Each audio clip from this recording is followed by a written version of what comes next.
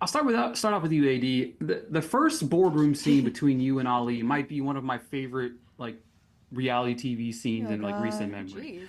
It was just hilarious, the back and forth banter. Talk to me about that moment right there.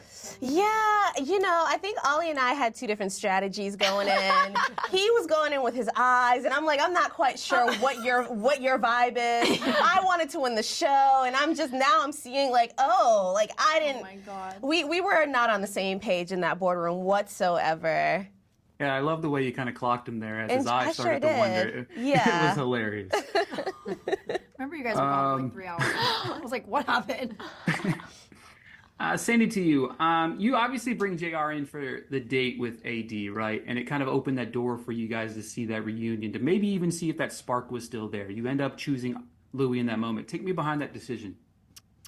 I know seeing JR on the board was a huge surprise for me, just like kind of the different surprises throughout the season. And, I wanted to give him a chance at finding a match genuinely. I didn't feel that it made sense for me to put myself on a date with him or to explore that connection for myself, but I wanted to match him up with somebody, and I know just based on knowing him and kind of his type and interest, AD was someone that, maybe that could have been a match, but obviously not. And yeah, I wanted to obviously see him in chat a little bit, but I wasn't willing to jeopardize my connection with Louis, to be honest.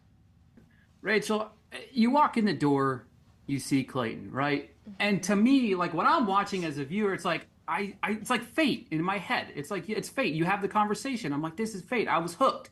And then within 24 hours, the tune kind of changed. It almost felt like deja vu all over again, right? Oh, no, absolutely. I remember when he pulled me that day when we broke up, I was like, I feel like I'm back in Iceland. It was the same look. And I feel like that's why my emotion was so big, because there was just so much history between us.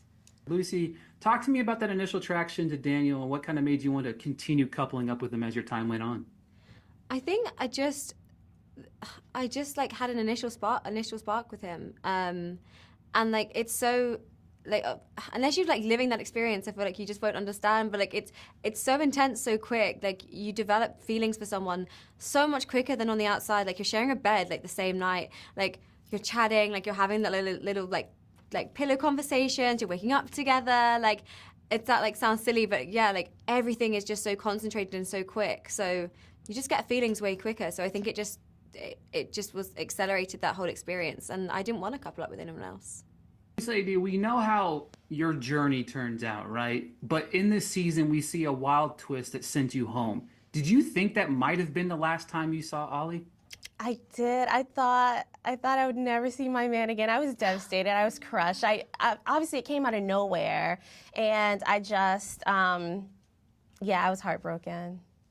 All right, I got a fun one for you guys. Just a quick fire one. Who from the show that you've been on would you like to see on Perfect Match Season 4? Oh my gosh, I feel like the Bachelor world is so big. I think I would definitely love to see Jen Tran, the Bachelorette. I think she would be great on Perfect Match. AD?